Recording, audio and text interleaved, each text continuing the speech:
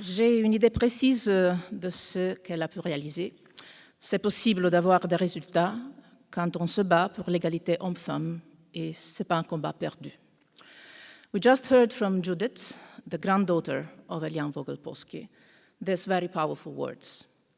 And I couldn't find a better way to introduce our patron de promotion, your patron de promotion, for the academic year 2021-2022. She will accompany, guide, inspire our work at the College of Europe during the next months, and your life forever, as you will always be part of the college community as the Vogel-Polsky promotion, while you will grow and develop in your personal and professional life. Judith is a girl approximately of your age who focuses her message on what has been and can be achieved. A pragmatic, concrete girl of your age who manages in just a few words to tell us who Éliane Vogel-Polsky was to her, a role model. A woman of strong ideals and clear thinking, methodic, with an unfailing capacity for indignation, in constant search for a seed to plant and make grow, so that principles could be turned into reality. What is essential, Éliane Vogel-Polsky used to say, is legitimizing demands, articulating arguments, and achieving the adoption of new legislation or substantial amendments to law. In Belgium, feminism had always focused on law reforms and had always affirmed the priority of equal economic and civil rights over all other demands. Éliane Vogel-Polsky once summed up the results that had been achieved over decades of hard work and difficult fights following this approach, and I quote, "In family law, the status of married woman, legal emancipation, substitution of parental authority instead of paternal one, causes of divorces and marriage settlements. In labor law, prohibition of resolutive clauses connected to marriage or pregnancy, the full right of married women to sign employment contracts, equality of pay, opportunities and treatment.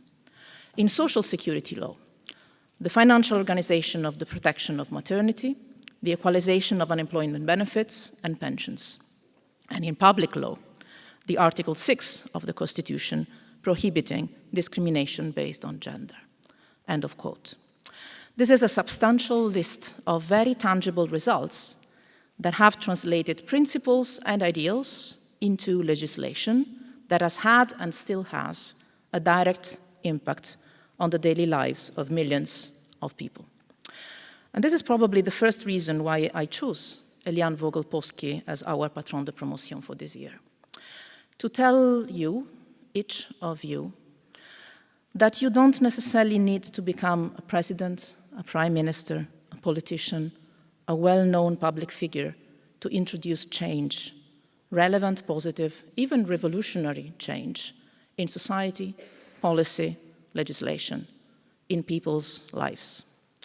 You can be a lawyer, a professor, as she was, as you can be. With your studies in law, economics, political science, international relations here at the College of Europe or elsewhere, you can build change, no matter what professional path you will choose to follow.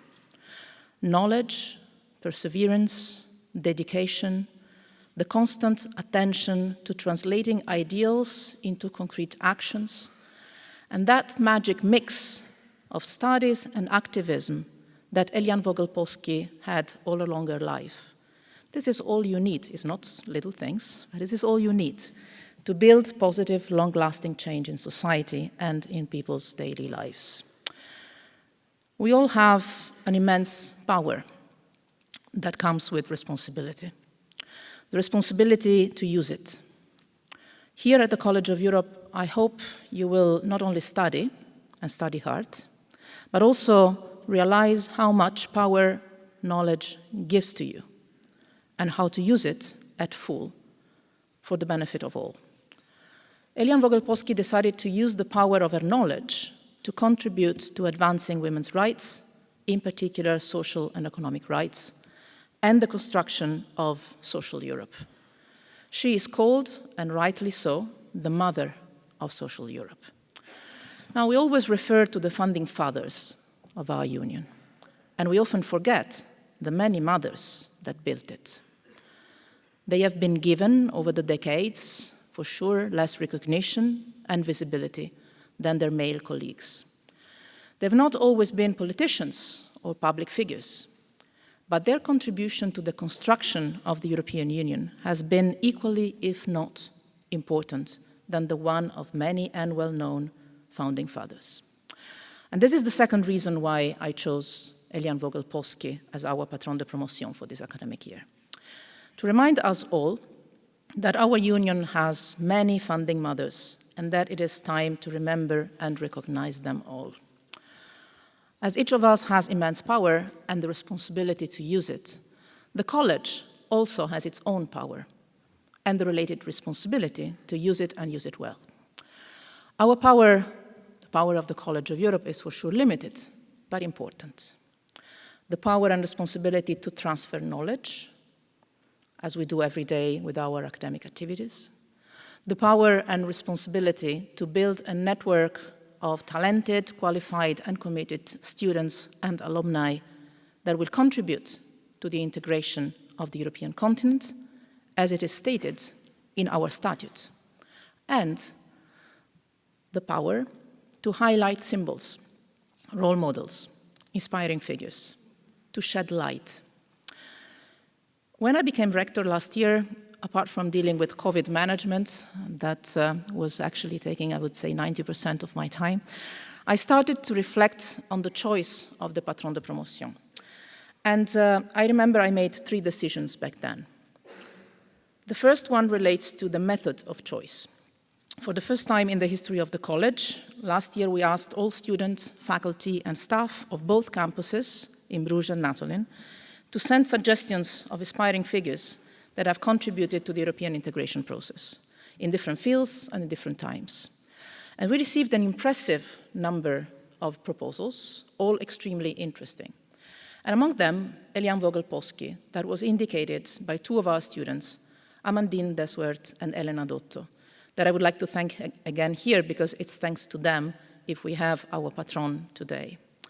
Talking about power, they used the power they had. And you will have, each of you, the same power, the same opportunity and responsibility this year, as I intend to adopt exactly the same method for all years to come during my mandate, always asking students and staff for inputs so you can start thinking. The second decision I took, that I would like also to confirm today, is that during my mandate as rector, I will move beyond the unwritten, recently adopted rule of choosing alternatively a man and a woman. We've had 72 years of mainly men as patrons. I believe it's time to balance that. So my choice of preference, by default, for the entire duration of my mandate, will be women.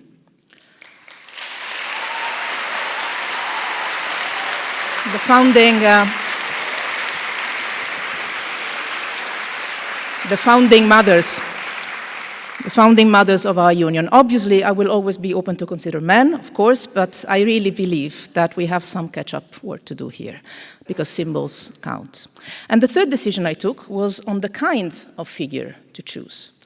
When I started to think of Éliane Vogel-Polsky, many around me reacted with surprise, some even a bit annoyed. Who is she? That was the most frequent question I received. And many suggested me to opt for a more well-known personality, someone you don't have to Google to find out who she is and why she is so relevant to the European integration process, even if I expect our law students all to know her anyway.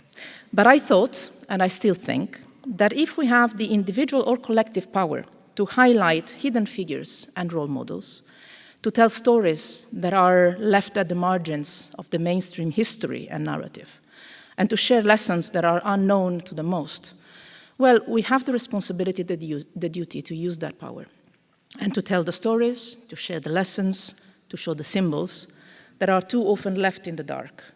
We can shed a light, and if we can, I believe we must. Here I would like to thank one person, one very special person, that has supported this approach from the very beginning, and that is here with us today. When I texted him that I was thinking of Éliane Vogel-Polsky as our patron, he immediately reacted with enthusiasm, and that was for me the best confirmation I could dream of. I had no doubt. So thank you, Prime Minister Alexander, for the support you've given me in this choice. Alexander De Croo is for me a friend. We have shared many endless hours in council meetings in our previous roles, sometimes wondering why they couldn't be shorter. We have shared many common fights. He is not only a friend, obviously, he is first and foremost the, let me say, brave and bright Prime Minister of the country that hosts us, managing to handle in the midst of a pandemic a government coalition that even an Italian politician would find quite challenging. But there's something else that makes him special, and that, I believe, brings him here today, among many other things, such as the support to the College of Europe. He is a man that defines himself a feminist, a man who wrote a book whose title is The Age of Women, Why Feminism Also Liberates Men. Nothing else to add, I think. Because we need to recognize the mothers of Europe, sure, but we also need to overcome the false idea that gender equality is a women's issue. It is not. It's a whole of society issue. It's a democratic, even an economic one.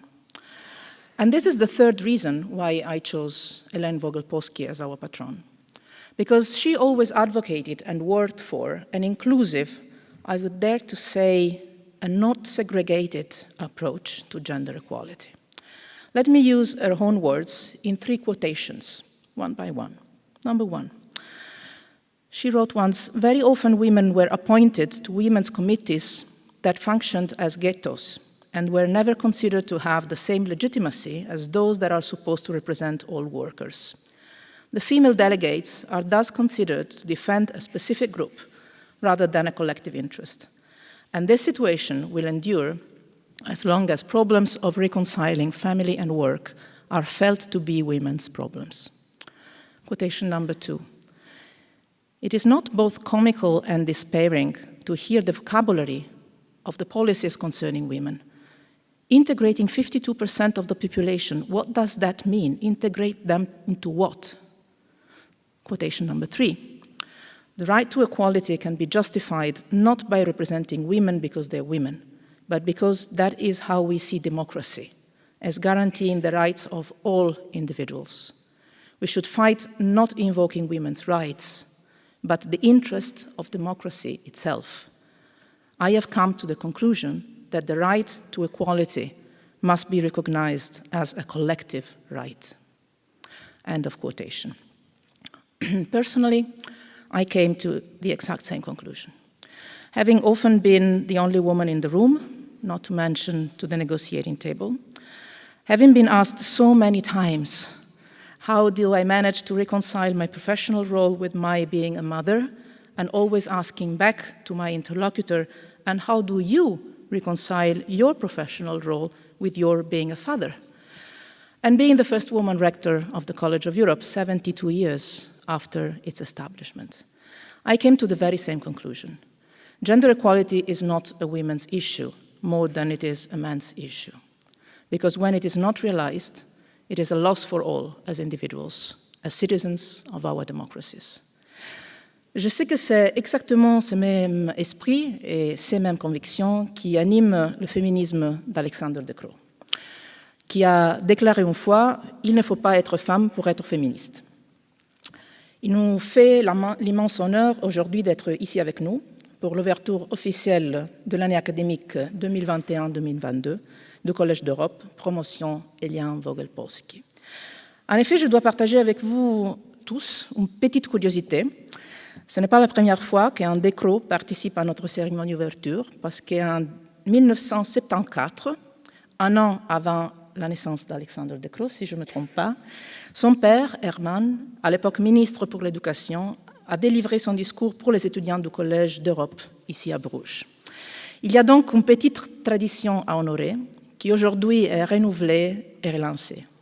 Une tradition qui a ses racines profondes dans les liens entre le Collège d'Europe et la Belgique, pays qui nous accueille et nous soutient dans un engagement commun que nous partageons pour l'intégration européenne, pour la formation des jeunes générations et leur empowerment. Je n'ai pas trouvé un mot français pour ça, mais je suis sûre que ça existe. Et aussi pour l'égalité des genres. C'est donc avec un immense plaisir que je donne maintenant la parole à mon cher ami et notre Premier ministre, Alexandre De Croo.